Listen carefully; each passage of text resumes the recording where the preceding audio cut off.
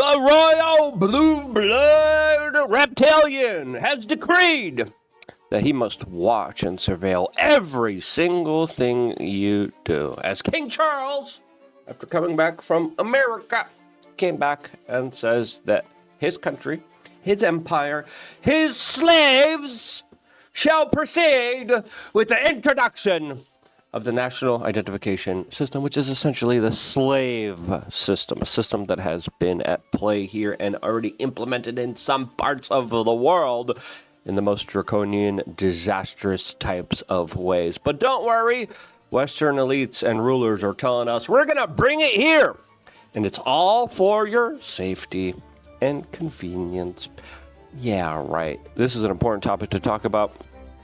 If you appreciate us talking about it and risking a lot talking about this issue, as we have been on this issue for about 20 years, subscribe. Click the notification button. We greatly appreciate all the time that you spend with us here on this independent media broadcast. Now, the Chinese social credit score couldn't be implemented if it wasn't for a digital ID, a central bank digital currency, as of course this was the official type of testing grounds for Big Brother. 1984 Orwellian type of style tech that a lot of very predatory elites tied to Epstein have been pushing for domestically here inside of America. As King Charles, addressing his nation on a golden throne with all of the stolen treasures around the world around him, decreed, I must know everything. I must know every single search, every single thought, every single action of you peasants now. My ministers will also proceed with the introduction of digital ID that will modernize how citizens interact with public services. Yes, public services.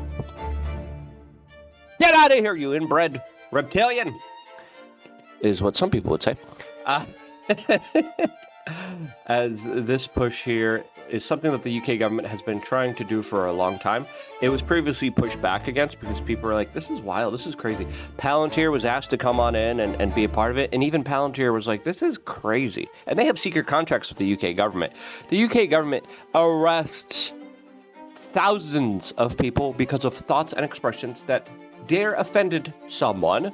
Therefore, police right in the morning, 4 a.m., 5 a.m., 6 a.m., beat down your door, come and confiscate your devices, arrest you, put you in jail for sharing an opinion.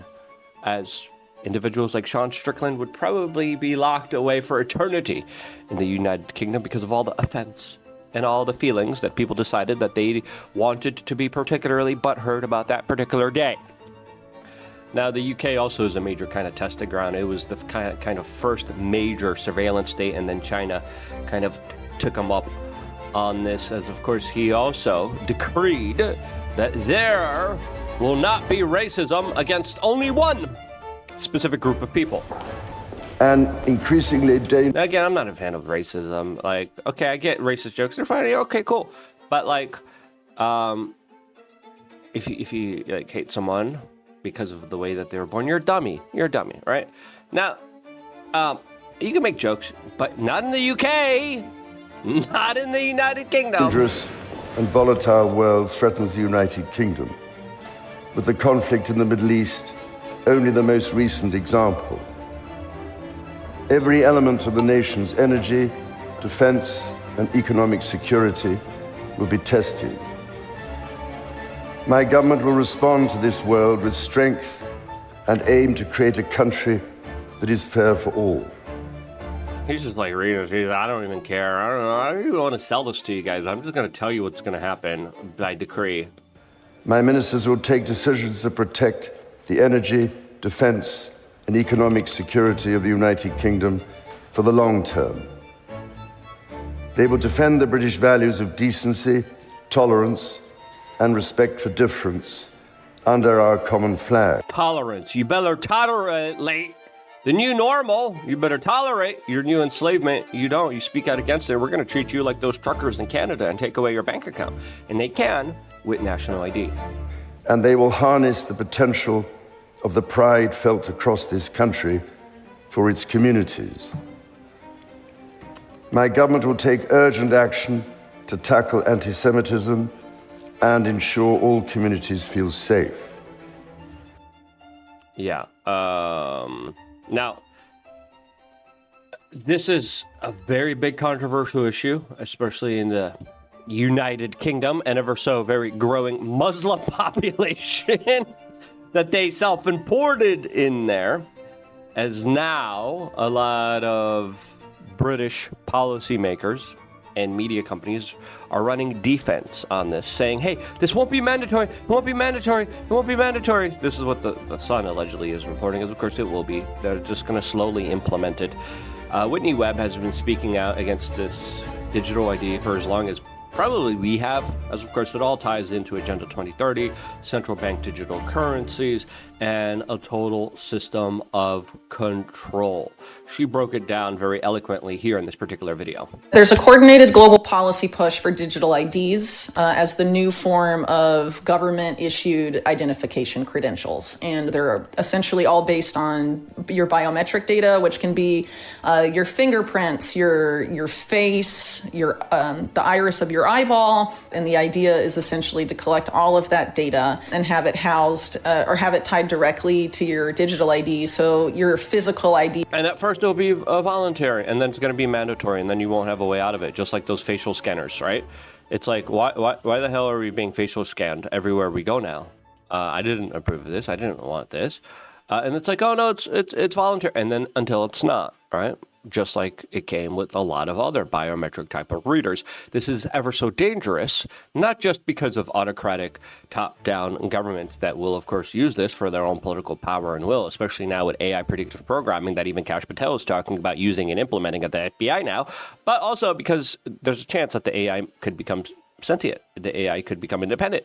The AI could have its own agenda, especially with how powerful and smart and intelligent it has become. Now, before getting into a lot more of that, I've been, I already got late. I already forgot to talk about the sponsor of today's video. And that, of course, is getintogoldnow.com. Check them out. They're a great company. I really appreciate them because, look, if you've been paying attention at all, you already know what's happening right now. Everything is getting more expensive. Food, energy, housing, your cost of living is going up across the board. But here's the part most people still aren't thinking about. It's not just the things that cost more, it's that your money is being devalued in real time. And the problem is most people are still sitting in the same system that's causing it. Their savings, their retirement, completely exposed to it. So while everything gets more expensive, what they built is actually losing purchasing power. That's why more people are starting to look at ways to protect a portion of what they have outside of that system. Things like physical gold, and in some cases, even moving parts of their IRA or retirement accounts into physical gold and silver, but most people have no idea how that actually works. That's why I've been working with Augustus Precious Metals. They keep it straightforward, walk you through how it works, answer your questions, and let you decide if it makes sense for you. If you want to look into it, go to getintogoldnow.com or text Luke to 35052 and get their free guide. I've taken the time to vet them. That's why I'm comfortable mentioning them here. At the very least, understanding what's happening and what your options are. Check them out. We appreciate them sponsoring us, working with us. And overall, I think it's worth looking into, especially with how crazy things are going. As of course, having a bit of physical gold gives you a little bit of peace of mind here, especially with an ever so digital dollar technocratic AI system that we are now kind of speed racing into without even thoughts and considerations of any of the consequences here. Will be mapped to the digital ID. Digital IDs are not really a separate project from CBDCs and this new digital financial system. And UN documentation and also documentation from the Bank of International Settlements, they very overtly state that CBDCs and digital IDs are meant to go together. And without digital IDs, the CBDC digital finance system cannot exist. They have to know who you are. And so they want to have your wallet tied to a digital ID and have that digital ID be mapped to your physical ID through the biometric data collection. And then with face scanners, they know exactly where you are. With online tracking abilities, they know everything you're purchasing, everything you're buying. David Icke has been speaking about this for quite a while, as he argues how the migrant crisis was deliberately engineered and now is used as a pretext to roll out digital identification as a way to deal with the problems of immigration that the state caused. You see how it works here? The state creates a problem. Then there's a reaction to it like, hey, can we please get rid of these guys? Like, we need to track everyone now to do that. Oh, now we track everyone, and we're going to keep the migrants in there too. Why? Cheap slave labor, and it lowers wages, makes housing more expensive. And the globalist class, the powerful class that, of course, sets a lot of our policies, they benefit of it. As, of course, the European Union is literally looking into wealth confiscation for some of the richest civilians there. They're talking about strong exit taxes that will prevent people from leaving their jurisdictions. We saw California talk about this as well. They're going to probably implement this soon as well, saying, oh, you want to leave because we're taxing you too much? You're going to have to give up a lot of money just to leave our prison system now. As already, it costs a lot of money to expatriate and to give up your American passport. Those fees are going up. As the European Union, at the same time as they're setting up their prison planet system, now is talking about how they need to implement digital ID, how they need to have chat surveillance, and how they need to ban VPNs, which allows you to, of course, mask your online presence. Now, again, Greece even admitted, hey, yeah, all this age verification stuff, it's just a war on anonymity. It's all done in the pretext of, we're here to protect your children. They already implemented it in Australia. They're like, we need to protect your children. That's why you need to upload your ID to be online. Then they start banning VPNs, which they have done already in some countries like Belarus and in China. Utah even is proposing legislation to ban VPNs. Why? Because people are using it and having anonymity. You can't have anonymity. You can't have privacy. You can't have anything to yourself without the government having a hand in it.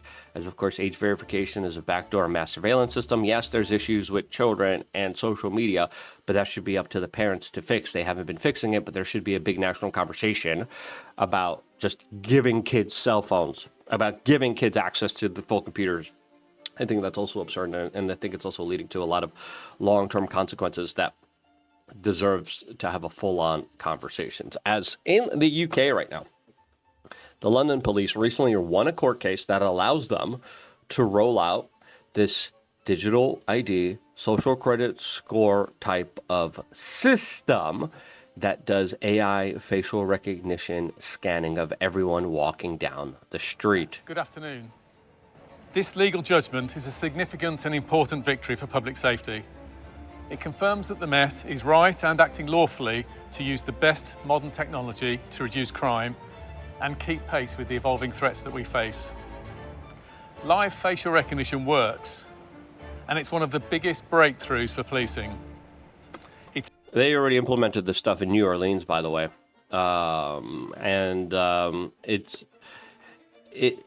It's like, okay, we got to get the bad guys. Okay, great. But now the UK takes it to another level. Like, hey, this guy shared a meme. This guy expressed a thought that offended someone. Someone chose to be offended by this person's opinion. Oh, we caught them. We know exactly where they are. Arrest them now. And that's what they're doing it for. It's actively removing thousands of dangerous and wanted offenders from London streets, including individuals who pose a serious and ongoing threat to our communities. Yeah, how dare you offend? You called someone a bloke? Jail! Including those wanted for the most serious offences, such as rape, domestic violence, and child sex offences. Of course, that's what they roll out. They're like, okay, yeah. And then, of course, the hammer comes down on political thought and expressions, which already does in the UK, right? They're using it to justify Our data shows that the technology is highly accurate and fair, and we've already made more than 2,100 arrests using it. Last year alone, more than 3 million faces walked past the cameras, resulting in only 12 false alerts, none of which led to an arrest. Crucially, every alert is reviewed by trained officers before any action is taken. Today, the court has been clear. Our use of live facial recognition is lawful and supported by our strong safeguards. The judgment confirms that we are deploying the technology responsibly and with care. It shows that fairness, accuracy, and accountability were part of our design from the beginning. This says the UK is banning any type of right-wing type of pundits or commentators or people who express certain political opinions.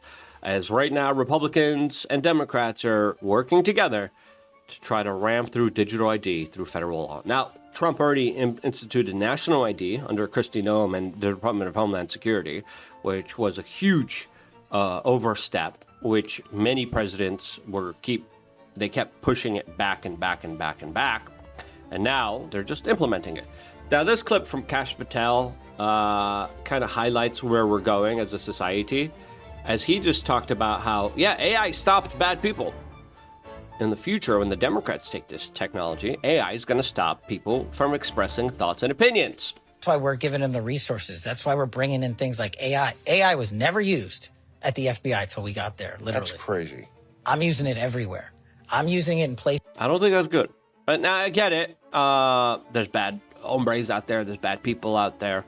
And, there's targeted hard work that should be done of, like, people who aren't maybe on SSRIs, people who clearly are setting out, threats. And okay, I get that. But to use kind of AI that could become sentient, that right there is leading us into a predictive programming type of hellscape that I think we should be warning about, rather than just fully kind of jumping into and implementing. This is to like our criminal justice information system database, so we can pop fingerprints immediately and get fugitives and arrest warrants out. I'm using it in places like our National Threat Operations Center. I'll give you an example. They wanted to do it human by human. Can you imagine how many tips the FBI gets a week? Thousands. If we had just humans look at it, we would never sift through them all. I put AI in there. We stopped a school massacre in North Carolina because we got a tip and we were able to triage it with artificial intelligence. Wow.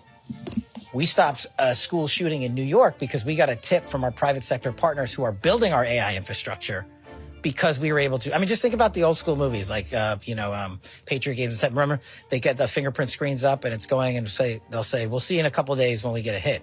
Yeah. Now those hits are instantaneous because we are welcoming in artificial intelligence.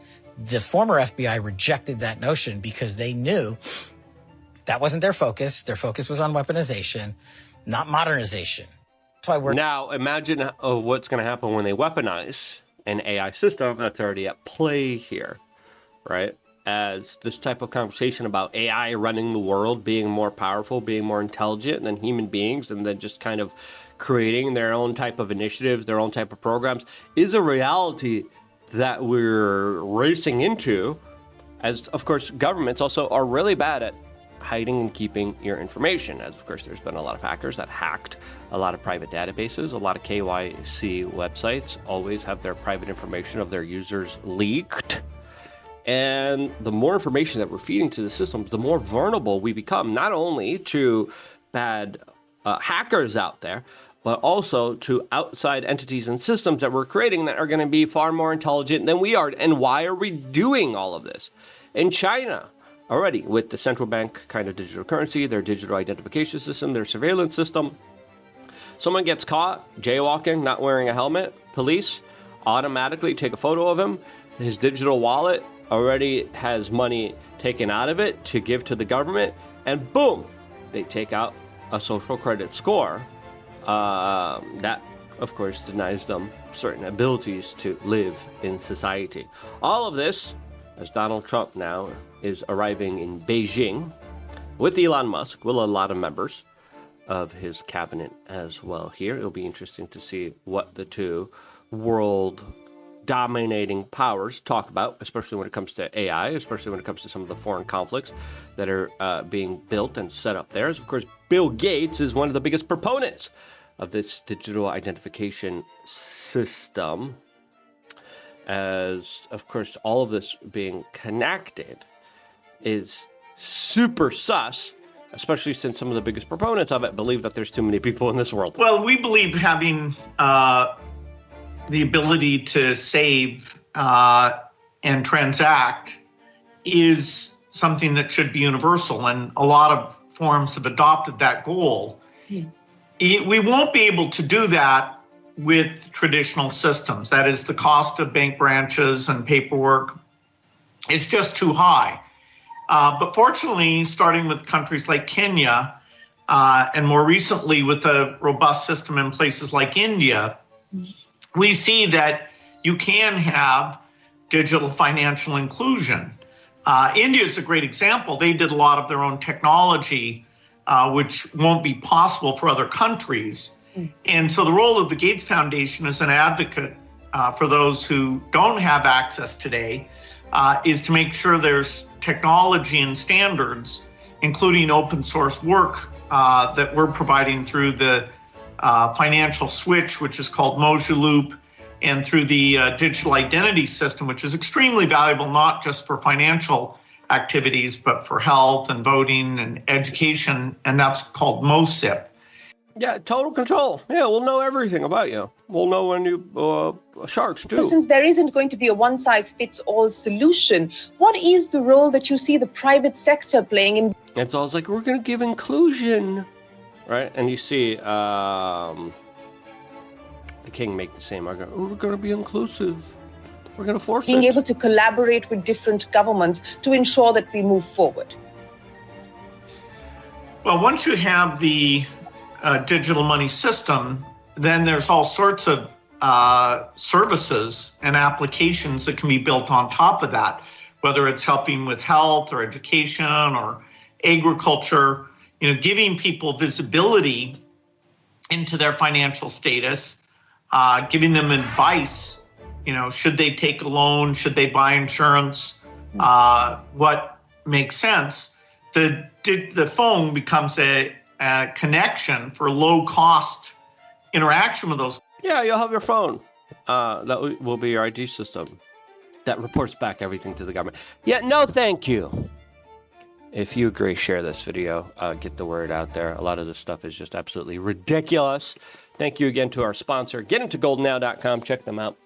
I appreciate them sponsoring this video. I want to be here if it wasn't for you guys sharing this video, and this is why I love you guys. Stay tuned for more. All here exclusively on youtube.com/weare.